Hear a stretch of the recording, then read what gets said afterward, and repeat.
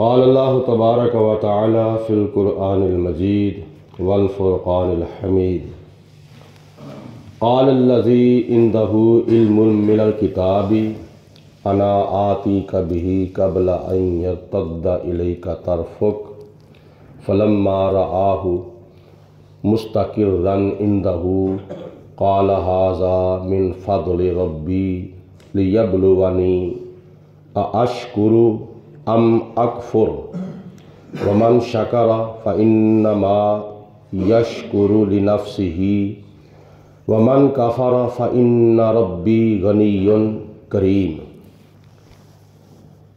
19واں پارہ اور سورۃ نمل کی یہ آیت نمبر 40 ہے، جس میں اللہ پاک نے حضرت سلیمان علیہ السلام کی امت کے ایک ولی کی کرامت بیان فرمائی ہے۔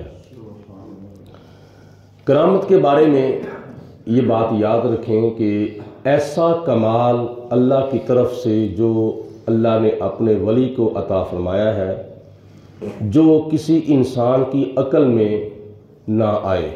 اللہ کی قدرت ہوتی ہے اور نبی کا معجزہ ہوتا ہے اور ولی کی کرامت ہوتی ہے، اور یہ بھی یاد رکھیں کہ نبی کے لیے معجزہ ضروری ہے، ولی کے لیے کرامت ضروری نہیں ہے۔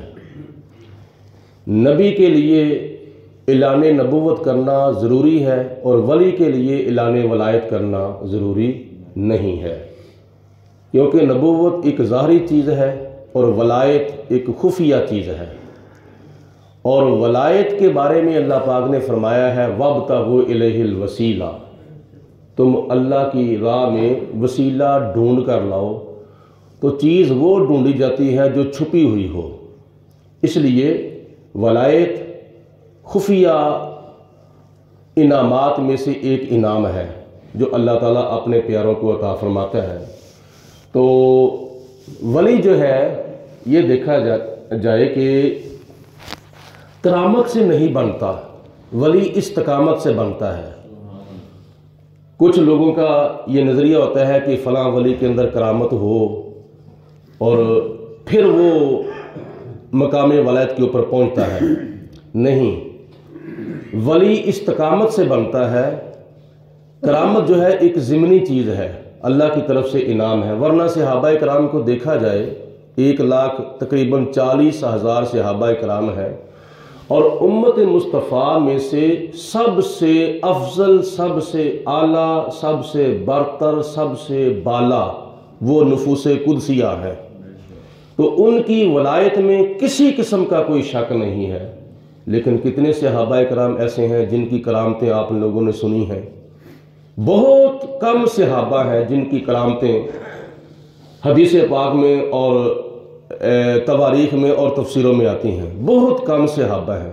تو کیا جن صحابہ کرام کی کرامتیں تمہیں نہیں ملتی کیا وہ اللہ کے ولی نہیں ہیں؟ وہ اللہ تعالیٰ کے ولی ہیں اور انتہائی درجے کے ولی ہیں، اور دنیا کے تمام غوثوں، کتبوں، ابدالوں اور تابعین، تبع تابعین سے افضل و اعلیٰ وہ اللہ تعالیٰ کے مقرب بندے ہیں۔ تو اس لیے کرامت کا ہونا کوئی ضروری نہیں ہے، ولی کے اندر استقامت کا ہونا ضروری ہے۔ استقامت کیا ہے؟ نبی کریم صلی اللہ علیہ وسلم کی اداؤں کے مطابق اس کی رات، اس کا دن، اس کی صبح، اس کی شام، اس کی خلوت، اس کی جلوت حضور علیہ السلام کی اداؤں کے مطابق گزرے، تو اس کا نام ہے استقامت۔ قُلْ إِن كُنتُمْ تُحِبُّونَ اللَّهَ فَاتَّبِعُونِي يُحْبِبْكُمُ اللَّهُ۔ اے میرے حبیب علیہ السلام، آپ ان کو ارشاد فرما دیں اگر تم خدا کا قرب حاصل کرنا چاہتے ہو، خدا تعالیٰ کی قریب ہونا چاہتے ہو یا خدا سے محبت کرنا چاہتے ہو تو میری اتباع کر لو، میری پیروی کر لو۔ جب تم میری اتباع کرو گے اللہ پاک خود بخود تم سے محبت فرمائے گا۔ اس کا نام ہے ولایت، یعنی نبی پاک علیہ السلام کی اداؤں کو ادا کرنا، نبی پاک علیہ السلام کی سنتوں پر عمل کرنا۔ تو اللہ پاک کی ذات نے قرآن پاک میں بہت سے اولیاء کی کرامتیں بیان فرمائی ہیں، ان میں سے ایک یہ کرامت ہے کہ جناب سلیمان علیہ السلام نے جب فرمایا کہ تم میں سے کون ہے جو ملکہ بلقیس کے مسلمان ہو کر میرے پاس آنے سے پہلے اس کا تخت لے آئے تو ایک بہت بڑا طاقتور جن بولا، جیسا کہ آپ نے کل سماعت فرمایا تھا، اس جن نے آفر کی، اے اللہ کے پیارے نبی میں وہ تخت بلقیس حاضر کر دوں گا۔ آپ نے فرمایا کتنی دیر تک؟ تو اس نے عرض کی یا نبی اللہ میں وہ تخت بلقیس آپ کی یہ محفل، آپ کی یہ کچہری ختم ہونے سے پہلے پہلے، مطلب یہ ہے کہ صبح جب آپ کی کچہری شروع ہوگی تو دوپہر سے پہلے پہلے میں وہ تخت بلقیس حاضر کر دوں گا۔ جن کی بڑی طاقت ہے اور یہ چیز ماننے میں بھی آتی ہے، ممکن ہے، کیونکہ جن کے اندر بڑی طاقت ہوتی ہے، وہ بڑے بڑے اثر کے اس طرح کے وزنی چیزیں اٹھا لیتا ہے، وزنی پتھر اٹھا لیتا ہے، مکانوں کو گرا دیتا ہے، اور ایک منٹ میں نہیں بلکہ ایک سیکنڈ میں وہ کہیں کا کہیں پہنچ جاتا ہے۔ تو جن کے اندر یہ طاقت ہے، اس کے اندر یہ چیز ممکن ہے۔ لیکن اللہ کے نبی حضرت سلیمان علیہ السلام نے فرمایا کہ میں اس سے بھی پہلے چاہتا ہوں، وہ تخت بلقیس اس سے بھی میں پہلے چاہتا ہوں، کیونکہ میرے پاس آنے کے لیے اس کے آگے صرف اور صرف 3 میل جو ہے وہ باقی رہ چکے ہیں۔ 3 میل کا سفر جو ہے وہ کر کے آ رہی ہے، پیچھے سے وہ آ گئی ہے لیکن اب 3 میل باقی رہ گئے ہیں، تو میں اس سے بھی پہلے چاہتا ہوں۔ پھر آپ کے پاس آپ کا وزیر اور آپ کی امت کا ولی، جس کے پاس زبور کا علم تھا، وہ بولا، وہ کیا کہتا ہے؟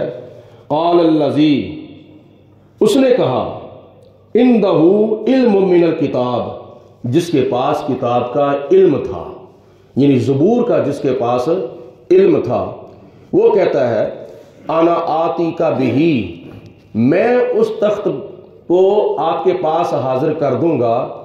کتنی دیر تک؟ قبل ان یرتد الیک طرفک، آپ کے آنکھ جھپکنے سے پہلے پہلے میں تخت بلقیس حاضر کر دوں گا۔ آنکھ جھپکنے تک نہیں، آنکھ جھپکنے سے پہلے پہلے۔ ایک ہوتا ہے آنکھ بند کر کے کھولنا، اس کو کہتے ہیں آنکھ جھپکنے تک۔ تو اس نے کہا آنکھ جھپکنے سے پہلے پہلے، مطلب یہ ہے کہ آپ اوپر والا آنکھ کا حصہ نیچے والے حصے تک لے جائیں تو آنکھ بند کرنے سے پہلے پہلے میں تخت بلقیس حاضر کر دوں گا۔ آنکھ بند کر کے کھولے نہیں، بلکہ صرف اور صرف آنکھ بند کریں گے تو آنکھ بند کرنے سے پہلے پہلے میں وہ تخت بلقیس حاضر کر دوں گا۔ یہ ہے اللہ کے ولی کی طاقت، اور یہ ہے اللہ کے ولی کا تصرف، یہ ہے اللہ کے ولی کی کرامت، اور یہ ہے اللہ تعالیٰ کے ولی کا کمال جو خدا تعالیٰ نے ان کو عطا فرمایا ہے کہ میں آنکھ جھپکنے سے پہلے پہلے تخت بلقیس ہزاروں من نہیں بلکہ ہزاروں ٹن وزنی، اور وہ ادھر بھی نہیں ادھر، یعنی کتنی دور ہے، درمیان میں تقریباً 1500 میل کا سفر ہے۔ 1500 میل دور وہ تخت پڑا ہوا ہے شہر سبا میں وہ تخت بلقیس حاضر کر دوں گا۔ ایک اور بات یاد رکھیں، مثال کے طور پر میں کسی کو کہوں کہ میری اینک گھر میں رہ گئی ہے، لے کے آؤ، تو کوئی پوچھے گا کہ میں جا کے لاتا ہوں، لیکن آپ مجھے یہ بتا دیں کہ وہ اینک کس کمرے میں پڑی ہوئی ہے اور کمرے میں کون سے حصے کے اندر پڑی ہوئی ہے تاکہ پکڑنے میں لانے میں آسانی ہو جائے۔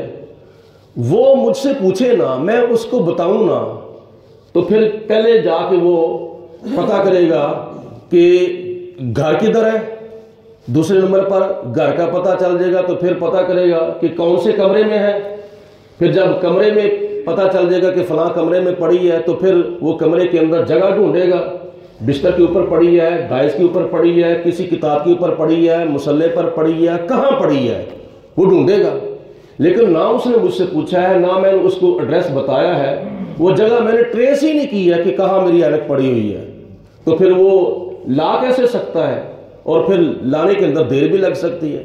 کسی کتاب، کسی تفسیر، کسی حدیث میں یہ چیز نہیں ملتی کہ جناب آصف بن برخیا جس نے تخت بلقیس حاضر کیا تھا اس نے حضرت سلیمان علیہ السلام سے پہلے یہ پوچھا ہو کہ اے اللہ کے نبی وہ تخت بلقیس کون سے ملک میں ہے، ملک کے کون سے صوبے میں ہے، صوبے کے کون سے شہر میں ہے، شہر کے کون سے محلے میں ہے، محلے کی کون سی گلی میں ہے، گلی کے کون سے محل میں ہے، محل کے کون سے کمرے میں ہے، کمرے کے اندر کس جگہ پر وہ تخت بلقیس پڑا ہوا ہے، پوچھا نہیں ہے۔ سلیمان علیہ السلام نے بتایا نہیں، آصف بن برقیہ نے اس کا ایڈریس پوچھا نہیں ہے۔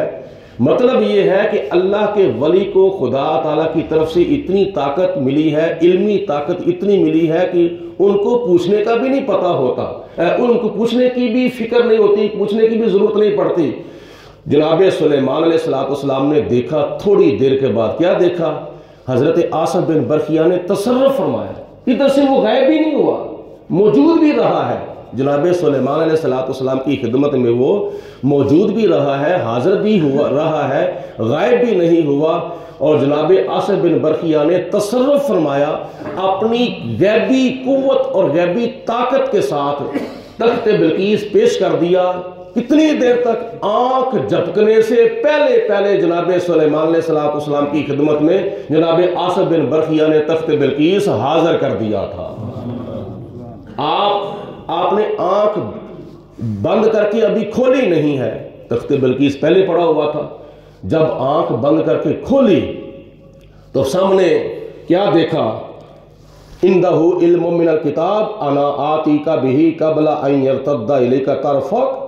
جب تخت بلقیس کو آپ نے پیش کر دیا تو جناب سلیمان علیہ السلام نے آنکھ بند کر کے کھولی تو دیکھا کیا، فلما رآہ مستقرا عندہ، اپنے پاس جب تخت بلقیس پڑا ہوا دیکھا، قال ھذا ربی من فضل، قال ھذا من فضل ربی، فرمایا یہ میرے رب کا فضل ہے، یہ تخت بلقیس کا میرے پاس آ جانا یہ میرے رب کا فضل ہے۔ مطلب اللہ پاک کی ذات نے میری امت کے اندر، میری حکومت کے اندر ایسے اپنے پیارے ولی، اپنے پیارے مقرب بندے پیدا کیے ہوئے ہیں جن کو خدا تعالیٰ نے یہ طاقت عطا فرمائی ہے کہ وہ آنکھ جھپکنے سے پہلے اتنا وزنی تخت، اور ہزاروں من نہیں بلکہ ہزاروں ٹن وزنی، اور اتنی دور سے آنکھ جھپکنے سے پہلے اس نے تخت بلقیس حاضر کر دیا ہے۔ یہ میرے رب کا فضل ہے، بولو یہ میرے رب کا فضل ہے۔ اور آگے کیا فرمایا، لیبلونی، اللہ تعالیٰ کی ذات بابرکات نے میرے ولی کو یہ کمال دیا ہے اور یہ میرے اوپر فضل کیا ہے اس لیے تاکہ وہ مجھے آزمائے، اشکر ام اکفر، میں اس کا شکر ادا کرتا ہوں یا اس کی ناشکری کرتا ہوں۔ انعامات کا مل جانا اللہ کی طرف سے، اللہ پاک کی طرف سے کسی انعام کا مل جانا، اس کا مطلب یہ بھی ہے کہ اللہ پاک آزماتا ہے یہ میرا شکر ادا کرتا ہے یا میری ناشکری کرتا ہے۔ اگر خدا تعالیٰ کی ناشکری کی جائے تو پھر اس کے لیے نقصان ہے، اگر اللہ پاک کا شکر ادا کیا جائے تو پھر اللہ تعالیٰ اور اپنا فضل عطا فرما دیتا ہے۔ ان شکرتم لازیدنکم، اگر تم اللہ کا شکر ادا کرو گے تو اللہ پاک تمہیں اور زیادہ عطا فرمائے گا۔ تو اس کا ایک مطلب یہ بھی ہے کہ اللہ کا شکر ادا کرنا چاہیے، تکبر نہیں کرنا چاہیے۔ آج کل کئی شوقدہ باز ایسے بھی اللہ کے کئی بندے ہیں، اللہ کے بندے میں ان کو کہوں گا کہ وہ تھوڑا سا کمال ظاہر ہو جائے نا، پھر وہ اپنے اس کمال کے اوپر غرور کرتے ہیں، تکبر کرتے ہیں، خود پسندی کا اظہار کرتے ہیں۔ حالانکہ خود پسندی کا اظہار نہیں کرنا چاہیے، تکبر نہیں کرنا چاہیے، غرور نہیں کرنا چاہیے، اپنے اندر میں پیدا نہیں کرنی چاہیے، بلکہ اللہ کی بارگاہ میں عاجزی انکساری کرنی چاہیے، تواضع کرنی چاہیے۔ نبی کریم علیہ السلام سے بڑھ کر خدا کے بعد، اللہ کے پیارے حبیب علیہ السلام سے بڑھ کر خدا کا مقرب کون ہو سکتا ہے، اور ان سے بڑھ کر حضور علیہ السلام سے بڑھ کر اونچا کون ہو سکتا ہے۔ لیکن معراج کی رات نبی پاک علیہ السلام اللہ کی بارگاہ میں حاضر ہوئے اور اتنی بلندی پر کہ ساری بلندیاں وہاں ختم ہو گئی ہیں، ساری بلندیاں، زمین نیچے ہے، آسمان نیچے ہے، جنت نیچے ہے، جبریل، میکائیل، اسرافیل، عزرائیل، عرش و کرسی، لوح و قلم، ساری کائنات نبی پاک علیہ الصلوۃ والسلام کے قدموں کے نیچے ہے۔ اور حضور علیہ الصلوۃ والسلام اللہ کی بارگاہ میں حاضر ہوئے تو خدا نے فرمایا میرے محبوب جب مہمان میزبان کے پاس آتا ہے تو کوئی تحفہ لے کر آتا ہے، آپ میرے لیے کیا تحفہ لے کر آئے ہیں؟